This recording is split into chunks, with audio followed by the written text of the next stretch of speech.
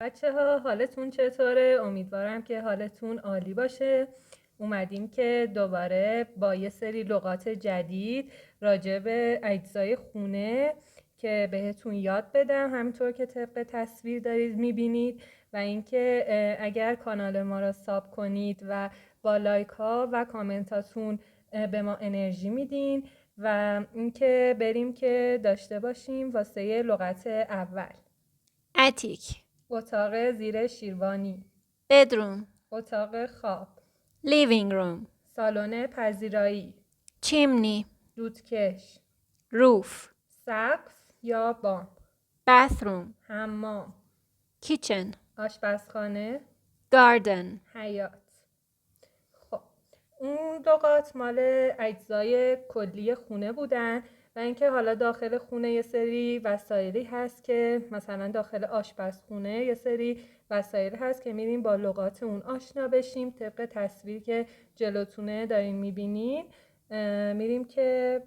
لغات واسهتون بگم یکی یکی. apron, پیشبند، bread basket, سبد نان، bowl, کاسه، teapot, قوری، measuring cup, پیمانه، baking tray, سینی مخصوص فر، timer, زمانسنج،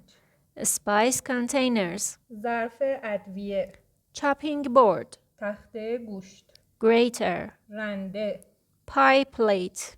بشقاب کیک، salad spinner, ظرف سالاد، calendar, آبکش، butter dish, ظرف کره‌خوری، oven glove, دستکش فر، napkin, دستمال سفره،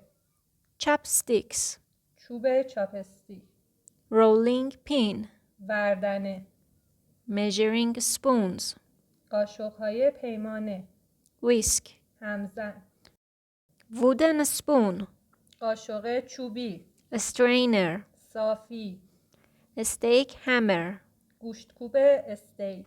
spoon, قاشق، spatula, کفگیر، mesh skimmer, قاشق صافی، cleaver, ساتور، ladle, ملاقه، knife, چاقو،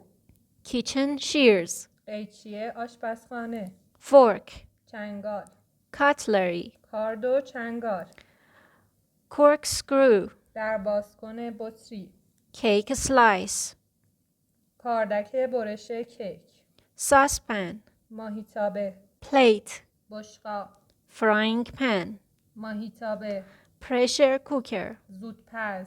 cooker, غذاساز، casserole dish, ظرف مخصوص فر.